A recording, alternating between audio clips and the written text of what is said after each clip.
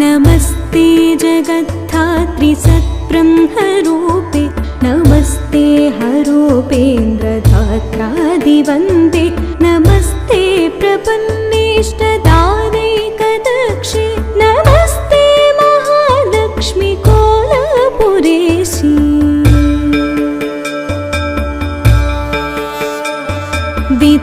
विधिकृत्तिवासा हरिर्विश्वमेतत् सृजत्यत्तिपादीति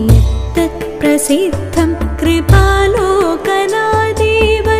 शक्तिरूपे नमस्ते महालक्ष्मी कोलपुरेशी त्वया मायया व्यापमेतत् समस्तं धृतं लीयसे देवि कुक्षौ हि विश्वं स्थितां बुद्धिरूपेण